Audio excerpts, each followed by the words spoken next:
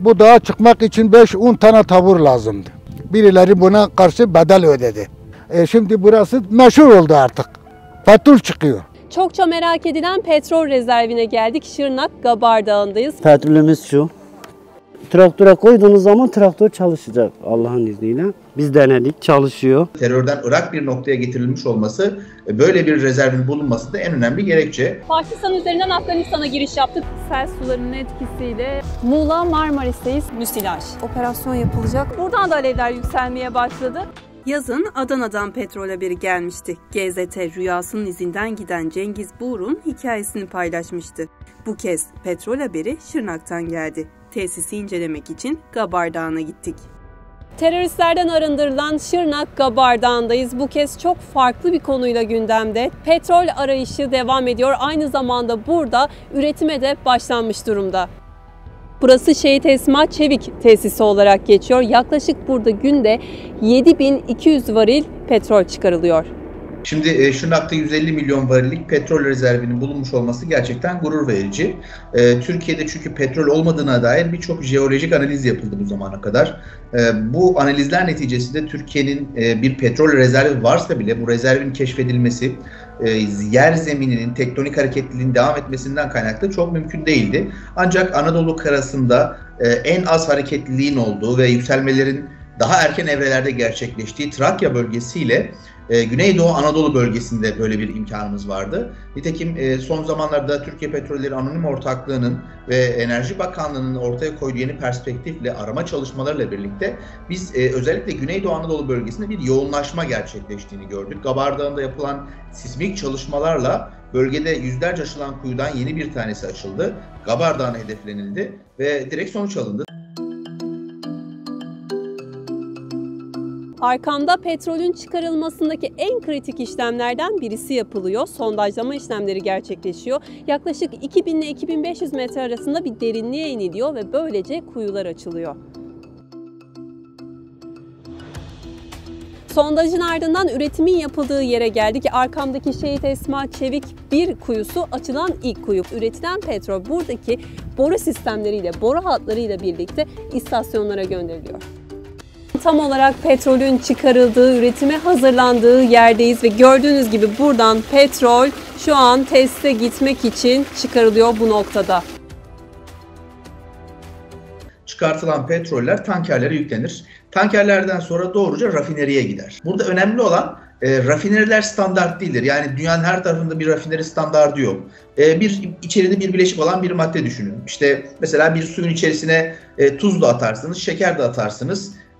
Bunun gibi birkaç malzeme daha atıp karıştırırsınız ve bunun şeffaf olduğunu düşünün. Şimdi bunları gelip bir de ayrıştırmak istediğiniz zaman farklı yöntemler kullanmanız gerekir. 1 litre suyun içerisine 1 kilo tuz, 1 kilo şeker kullandıysanız farklı bir ayrıştırma yöntemi yaparsınız. 2'şer kilo kullandıysanız farklı yaparsınız. Bu tamamen süreçleri değiştirir, proses süreçlerini değiştirir. Bunun içinde bir de 20'den fazla madde olduğunu düşünün. Bu ister istemez çok karmaşık bir rafineri sürecini beraberinde getiriyor.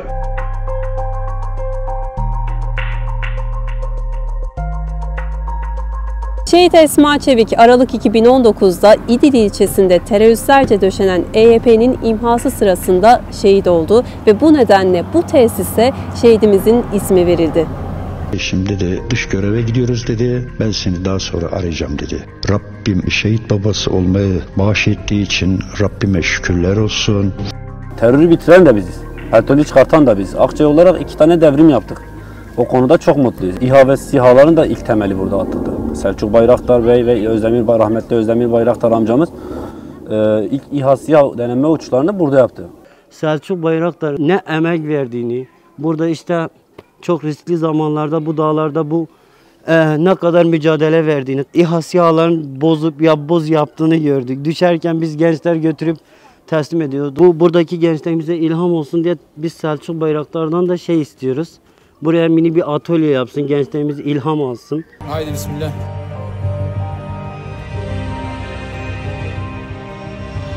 Emin olun ateş alanının orada bir petrol çıkıyor. Belki dünyanın genelinde yok. 80 derece sıcaklığında bir petrol çıkıyor. terörün önlenmiş olması, terörden Irak bir noktaya getirilmiş olması, böyle bir rezervin bulunması da en önemli gerekçe. Zira hala terör olan bir bölge olsaydı biz bu keşfi gerçekleştirememiş ve ekonomimize anlamlı bir katkı sunan petrolü işleyememiş olacaktık. Bu bağlamda rezervin bulunmuş olması çok güzel. Bölgede 13 tane kuyu açıldı. Bu 13 kuyunun kabaca 6 tanesi şu an bildiğim kadarıyla üretim yapıyor. Hedef 10 kuyuya çıkartmak ve bunlarla beraber toplamda özel sektörün üretimiyle 100.000 varillik günlük üretime ulaşmak. Hiç işlenmemiş. Ama çalıştırıyor Kokusundan da mesela belli. traktör. Tabii ki bunu traktöre koyduğunuz zaman traktör çalışacak Allah'ın izniyle. Biz denedik, çalışıyor. Kokusu da zaten bildiğimiz petrol kokusu.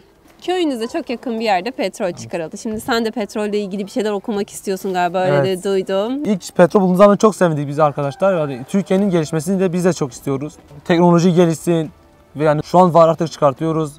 Yani hem ekonomimize destek olsun hem de bize akaryakıtta destek olsun. Selçuk abi gibi olmayalım, niye olmayalım? Yani Gururlanıyoruz. Bu bölgenin devletimize fayda verdiği için sevinç içindeyiz. Geçtiğimiz yıl aslında biz bir de Çukurova'da biliyorsunuz Adana'da bir keşfimiz olmuştu. Şu anda orada da üretilebilir rezerv yaklaşık 8-10 milyon varil. Çok yüksek değil belki bizim için. Ama asıl Gabar'da Esma Çevik kuyularıyla birlikte üretime aldığımız 7 kuyudan 7.700 varillere çıkmış durumdayız. Yani kuyu başı 1200 varilden bahsediyoruz ki Türkiye ölçeğinde ortalamanın oldukça üstünde bir üretim seviyesi. 30'un üstünde, şimdi dünya piyasalarında Amerikan petrol değeri üzerinden ölçülen bir şey bu. 30 kabul edilebilir bir değerdir. Türkiye'de özellikle Batman tarafında çıkanlar 30'un altında ağır petrol diye nitelenen petroller. 30'un üstü biraz daha hafif petrol diye nitelendirilir. Daha verimlidir. Petrol oluşturan birden çok kimyasal bileşen var. Rafineri sürecinde bunlar ayrıştırılır. Bunların bir kısmı benzin olur, bir kısmı motorin olur. Bazıları farklı işlemleri görmek üzere sanayi ham madde olur, plastik ürünleri için veya başka ürünler için. Bu bağlamda gravitesi şu an bizim Türkiye'de üretilen tüm kuyulardan en yüksek olan.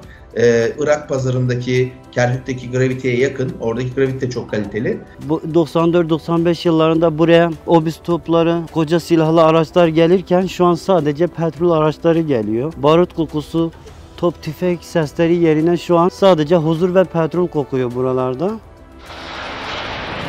Şırnak Jandarma Bölge Komutanlığı'nın koordinasyonunda İl Jandarma Komutanlığı ile Emniyet Genel Müdürlüğü, İstihbarat Başkanlığı ve Siirt Emniyet Müdürlüğü tarafından Güçlükonak ilçesi Gabar Dağı bölgesinde başlatılan Eren Abluka Sonbahar-Kış 15 operasyonu başarıyla sürüyor.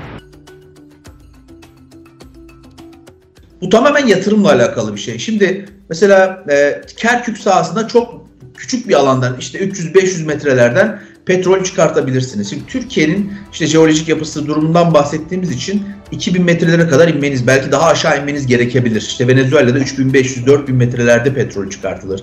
Bu jeolojik mesele çok önemli bir mesele. Bunu anlamak da yani kabaca ülkenin jeolojik durumunu biliyoruz ama daha detaylı bir şekilde anlamak da bolca sismik araştırmalar yapmaktan geçer. Yani siz bir tespit kuyusu açacaksınız, oraya sismik veriler indireceksiniz, bir harita çıkartacaksınız, yorumlayacaksınız, modelleyeceksiniz.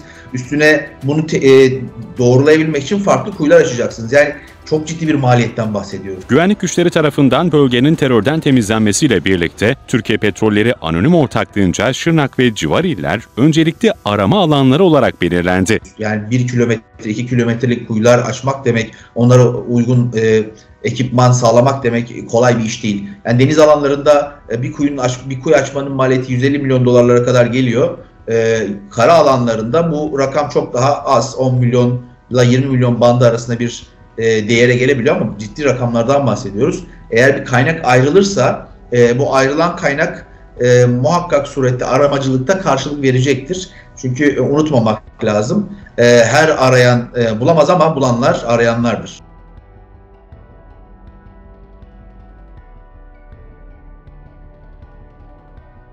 Çokça merak edilen petrol rezervine geldik. Şırnak Gabar Dağı'ndayız. Petrolümüz şu. Traktöre koyduğunuz zaman traktör çalışacak Allah'ın izniyle. Biz denedik, çalışıyor.